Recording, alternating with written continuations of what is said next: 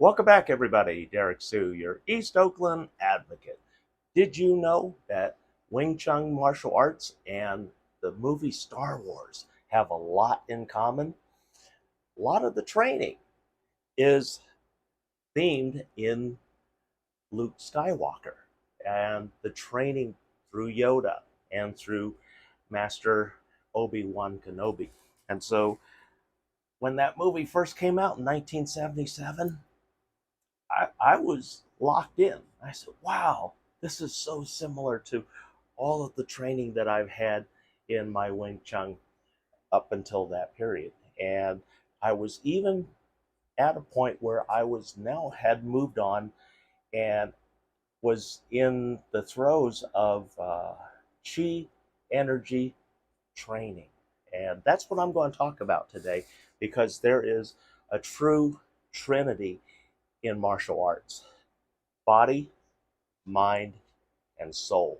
And the soul includes your spirituality. So whether you believe that there is a God or not is irrelevant, because in Wing Chun, we know that there is a superior uh, force. And so that's why Star Wars, you use the term use the force. May the force be with you. And a lot of the training in my Wing Chun.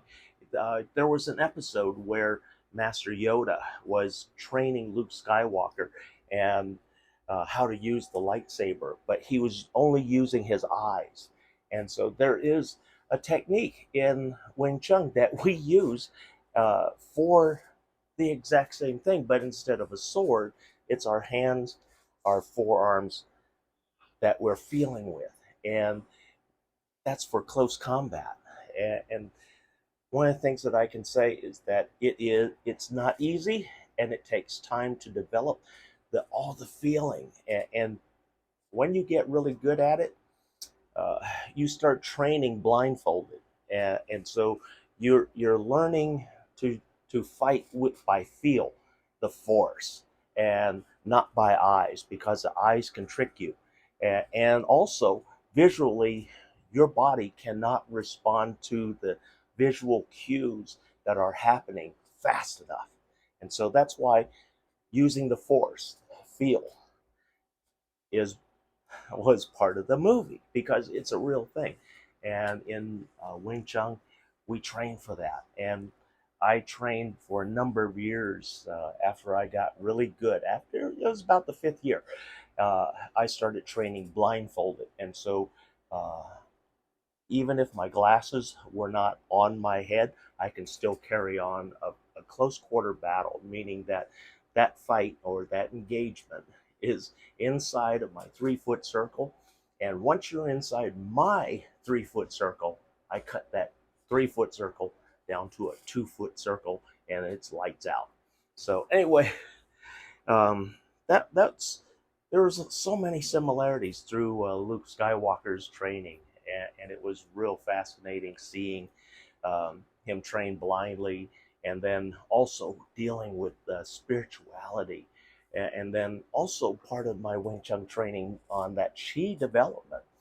We're going to get into the chi development here in just a moment, and we're going to get you started. And one of the things that I want to say is that this is chi development and chi energy training takes years.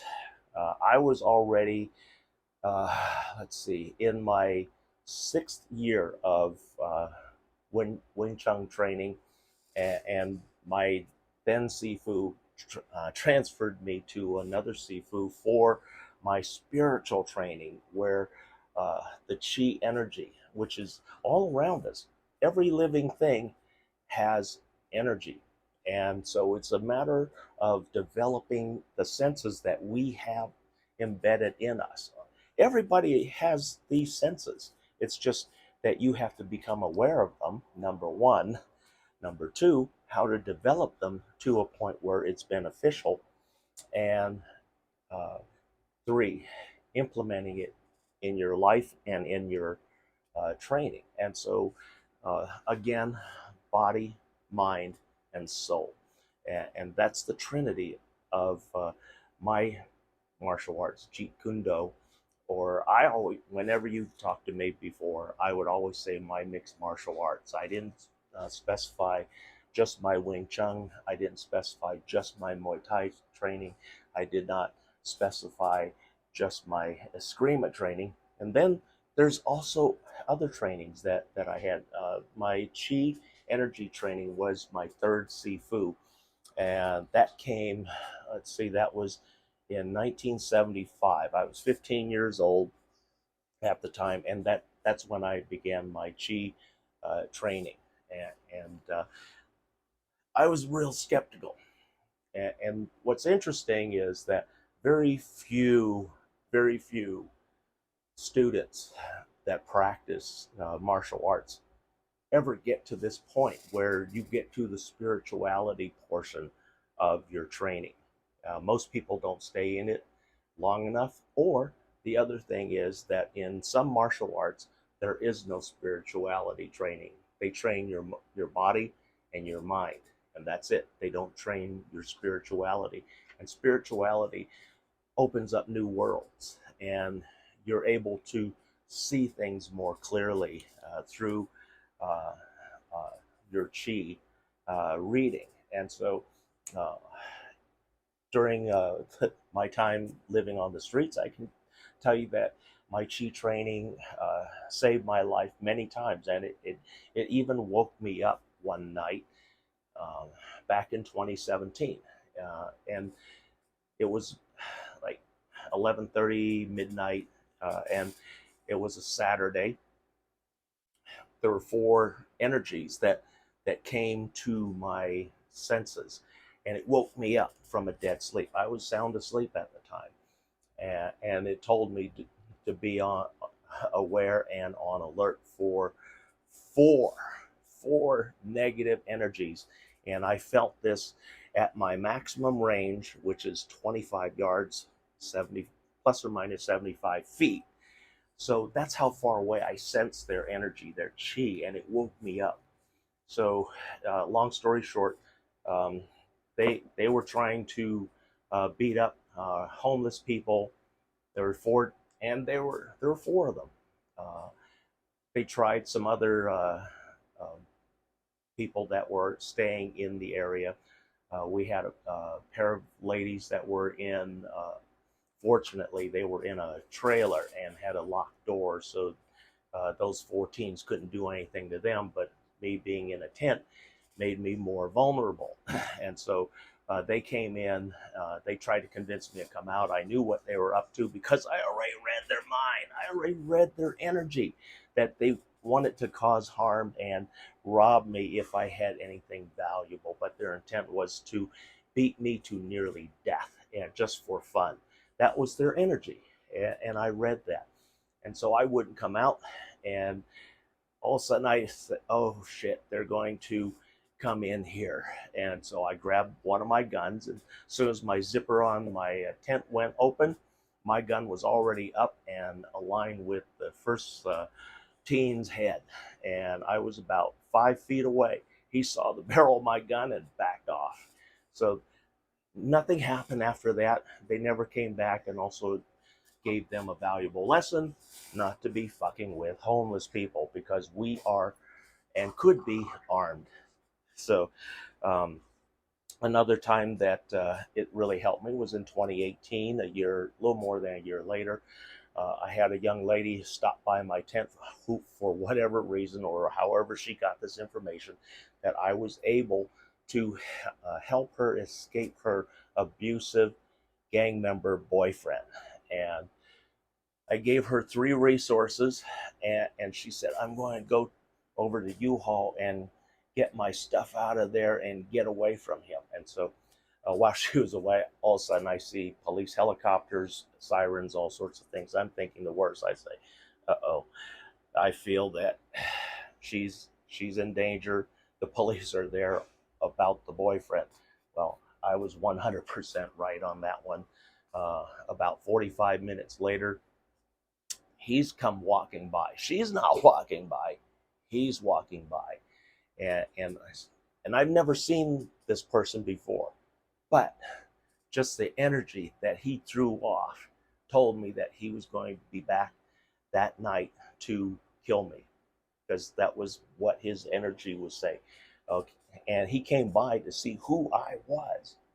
So, long story short, he did make a stop by that night, and it nearly cost him his life because I had my gun up and ready and my laser dot pointed on him. He came in with a knife, hoping that he was going to cut me up. I I gave him a one more, you're about to be shot. And then that's when he turned and ran. And at the same time, I had my roomie, Sam Ham. Sam was living in that tiny home on the other end of my shelter. And then he came out and said, "Who are you yelling at? Who are you talking about shooting?" And then I said, "We just had a person come in here." He ran out looking for him. And only thing, I wasn't wearing contacts. I had my glasses, didn't put my glasses on at that time. So the only thing that I could make out was the silhouette of the person. I managed to get my red dot on sight, on point, to shoot him if he advanced. And then when he turned and ran out the door, I was able to see and identify the car that he was driving, and so did Sam. And so we didn't make a police report, but we made the camp aware that there was a person, and that one of the people that I spoke to actually lived in my camp, was the cousin of that perpetrator who was going to murder me. And then he told me that I was messing with his girl. I said, no, no, no, no, no, no. You get something right here. She came to my door asking for help to get away from your nephew's sorry ass. And I gave her information, and that's it. After that, that's on him. So you want to come back after me? I'm going to make sure when he comes back, you tell him he come back, he won't make it halfway down this block before he's going to be carried out in a body bag. And that's the way it has to be. And this is East Oakland rules. And this person was playing East Oakland rules. He was playing for keeps. He wasn't playing to hurt me. He had the intention of murdering me and cutting me up with a knife. I I had him outgunned because I literally sleep with three guns. I have three guns that are nestled right next to my head. Two on one side, one on the other. And that's the way it's always been, because East Oakland is a rough area. We have a lot of criminals. We have a lot of people who tell me, you don't belong here. This is East Oakland. This is a black neighborhood. And I just tell them, think what you want. You're not going to move me. So I've had a lot of challenges. So anyway, getting to the lesson. And again, I want to stress, please practice every day as much as you can to develop this, because it takes time. It took me a year and a half before I reached the first enlightenment. The first enlightenment, it is dramatic. I mean, it is dramatic when it happens, and it's hard to describe until you get there. But when you get there, you know 100% that you've arrived on the first enlightenment. And so on the to begin the practice, we're going to take baby steps. And the baby steps, number one, you're going to practice calm breathing. You're going to learn how to meditate. Meditation is the gateway, the entryway to another world, to the unseen world, to give you access to the force. And through meditation, that's how you get there. And that's the only way there. Because if you look at the Star Wars movies, every time when one of our main characters, such as Obi-Wan Kenobi or uh, uh, Yoda, had something negative, or they could feel the future, they could feel what's happening, and they could feel it at galaxies away. I'm not doing galaxies. I'm lucky to get 25 yards. But anyway, meditation and what you have to do. And it's extremely hard because your mind is so busy with life that you have to find a way to turn it off. And that's the hardest part. That's the part that you have to find the switch that helps you to turn off life momentarily. And what helps is, number one, your breathing, calm breathing, and you clear your mind. Once you think you cleared your mind, what you want to do is not speak. You don't want to say anything. You want your close your eyes and listen. Listen for your first clues. What are you hearing? What are you feeling? What are you smelling?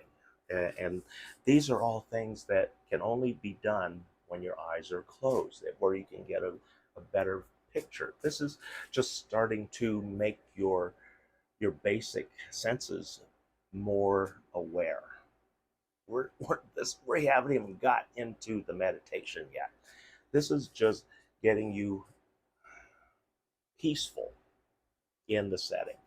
And once you start clearing your mind, you're able to hear things. You're able to feel the breezes and the different smells. Where are they coming from? Where are these different smells? So what you're doing is waking up your senses. That's all you're doing right now. But once we get to the meditation part, you start balancing the noise in your head and calming that. And what you also have to do is learn how to tune out the real negative uh, things running through your head. Don't become less aware of your surroundings, because that's what you're trying to feel. The animals, the insects. Where's that fly flying around? You feel the butterfly. You don't see the butterfly, but you feel the butterfly. You feel the energy. The hummingbird, or the birds that are chirping close by. Oh, there's a squirrel scampering, but you can't see the squirrel. You only hear him. You feel his energy. And these are the practices that take time to develop, those senses that you already have embedded in you. But it's bringing them alive and activating them for the first time. And so um,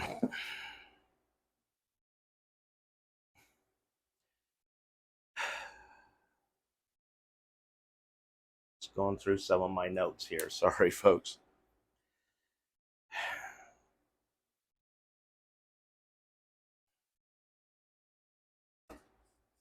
So once you start developing with your eyes closed, and your mind is more at peace, you're able to attract more uh, input. And that's the kind of input that, for the first time in 1988, I felt a presence uh, for the first time. And I was at a crossroads, number one, in my career. I was at a crossroads with my relationship, crossroads at where's my life going. And that night, the universe, the force, came to visit, and we had a 30-minute conversation, or what appeared to be a 30-minute conversation, but yet uh, we were able to transcend this particular world. And the force took me into the future, because where the force is, there is no time. There is there's a beginning and an end. So I was able to see my beginning. I was able to see my end, but yet when I returned here,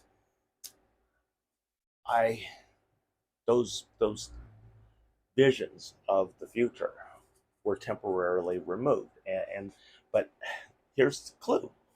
There's a deja vu that happens whenever you make one of those milestones of the future. Is I look back at some of the milestones that really all of a sudden just, wow, I remember that so vividly. I've been there. I've seen this person. I know what to do. And so these are the things that come once you start developing your chi. The only thing I can really tell you is practice it whenever you can, as much as you can. And number one, it brings you a lot of inner peace. So the world can be crazy and be in complete turmoil, but yet you are still at peace because number one, you know your future, you know your destiny, and you know where you're going. And spiritually, if you are spiritually religious, you also know where you're going. I've already been there. I know where I'm going, or I should say, where I'm returning to, and that's the future. And the future is interesting, very interesting. And the chi training, we're going to talk more about that as we progress here. But these are the first steps to get you started. So practice every day. Clear your mind. Clear all the distractions that constantly fill your mind, and that's one of the hardest hurdles that you'll ever overcome. And once you've overcome that, once you're able to remove that noise, you're able to see very clearly, and you can hear the messages from the force. So to you, may the force be with you. Until we see each other again, I'm Derrick Soo. We'll be right back.